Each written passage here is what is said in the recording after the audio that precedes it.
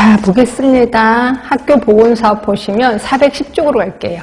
자, 410쪽에 가시면 학교 보건사업 그림이 하나 있을 겁니다. 크게 4개인데요. 보건봉사, 보건교육, 그 다음에 환경관리, 지역사회와 연계. 혹시 예전에 제가 그거 했었던 거 기억하세요?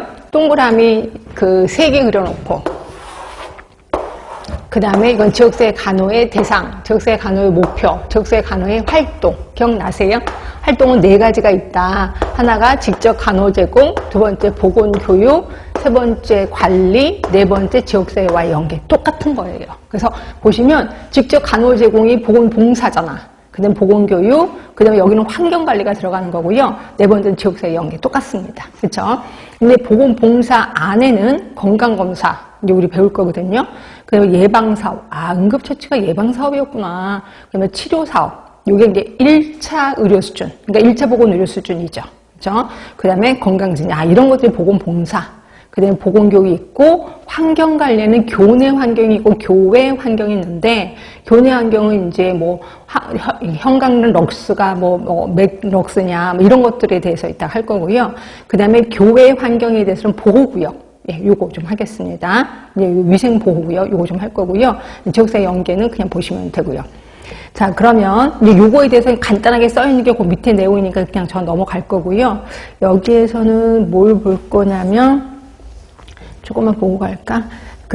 자, 411쪽으로 가셔서 맨 꼭대기에 가시면 치료사업에 통상질환자에 대한 1차 의료 수준이야. 그러니까 정확히 따지면 1차 보건의료 수준이에요. 우리 1차 보건의료라고 건강진료 배운 적이 있었잖아요. 그때 이제 1차 보건의료 수준의 처치, 투약, 상병자에 대한 지속적인 추후관리가 제공돼야 된다라고 되는데, 내음번에 보시면 전국민 의료보험 실시 이전에는 이게 되게 중요한 사유였었어요. 근데 이제는 전차 축소되어질 부분이다라고 했고, 한때는요 보건실을 없애겠다고 그랬습니다. 왜냐면 우리가 이제 보건교육 하겠다라고 했더니 그래, 그럼 너네 보건실 내놔 이렇게 했다가 우리 아니요, 그래도 보건실에 있어야 된다 해서 이제 우리가 이제 계속 끌어안고 있는 게 이제 이쪽 부분이고, 그래서 점차 축소될 부분이긴 하지만 아직까지도 이제 뺏기지는 않았다 이렇게 보시면 되고요. 그럼 점차 확대될 건 뭔데? 그게 이제 건강 증진입니다. 그래서 만성생성 질환과 사고를 예방하기 위해서 생활 양식의 습관화, 이것 때문에 치료 사업보다는 건강증진 사업이 점차 확대되어 갈 전망이다라고 보시면 되고요. 학교에서도 건강증진을 위해서 엄청 노력하고 있다라고 보시면 돼요. 자, 뒤로 갈게요. 자, 412쪽에 가시면, 그러면 이러한 학교 보건사업이 예전에도 이런 보건사업을 했었었나요? 아니에요. 그래서 이제 이 보건사업의 역사적인 변천 과정을 좀 볼 건데요. 크게 4단계예요. 일단 감염병 관리기, 그 다음에 2번째 신체검사기, 자, 그 다음에 포괄적 건강관리기, 지금은 학교 보건교육 가정기예요. 그죠? 그럼 특징만 제가 설명을 드릴게요. 감염병 관리기는 그 학교에 감염병 환자가 없어. 그럼 그 학교는 건강한 학교예요. 그죠? 그래서 주요 사업의 니은번을 보실래요? 의사에 의한 치료 위주의 감염병 예방 사업이 줄을 잃었었던 때가 요 시기야. 그죠? 그 다음에 이제 신체검사기요. 신체검사는 제가 이제 어렸을 때라고 보시면 될 것 같고요.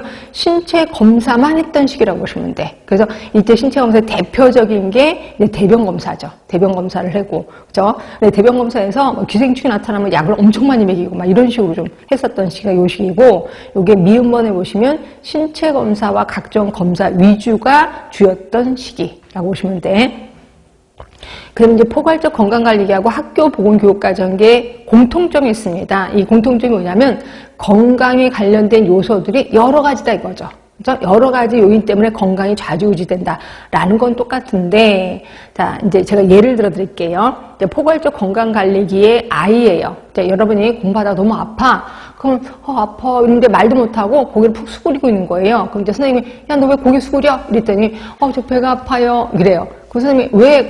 몰라요. 이래요. 자기 몸인데도 자기가 모른대요. 그럼 선생님이 야, 가서 양호실 갔다 와. 이렇게 얘기를 해요. 그럼 얘가 이제 양호실에 갑니다. 똑같이 아파요. 그런데 선생님이 왜 모른대요. 그럼 선생님이 성분을 알 수 있는 어떤 약을 주면서 야, 그리고 가. 이렇게 얘기를 하는 거예요. 요게 포괄적 건강관리기. 그런데 비해서 학교 보건교육과정기 아이는 아파요. 그럼 수업 시간인데도 손을 딱 들어. 선생님 배가 아픕니다. 이렇게 해요. 그러면 선생님이 왜? 그러면 선생님 물어보면 이 아이가 아침에 먹기 싫었던 닭튀김을 엄마가 막 먹으라서 강제로 먹었더니 그게 체한 것 같아요. 라고 얘가 얘기를 해요. 그러면 어떡할래? 저 잠깐만 보건실 갔다 오겠습니다. 이렇게 얘기를 합니다. 그리고 얘가 이제 보건실 와요. 똑같이 선생님한테 얘기를 해요. 선생님이 그럼 어떡할래? 그러면 저 약은 먹기 싫고요. 찜질을 할게요. 라고 얘기를 합니다. 그래서 찜질을 하고 또 본인에게 찜질 보고 시간 되고 저 이만 가보겠습니다. 라고 하는 거예요. 되게 똑똑한 아이죠. 그죠? 이 똑똑한 게 뭐냐면 학교에서 보건교육을 배운 거야. 그래서 결국 셀프 케어가 가능한 아이죠. 결국 교육을 통해서 자가관리를 할 수 있는 시기를 학교 보건교육과정기라고 해. 근데 결국 보건교육의 목을 매는 거라고 생각하시면 될 것 같아요. 그 말이 어디 있냐면 저쪽 꼭대기에 413쪽에 꼭대기에 있어요.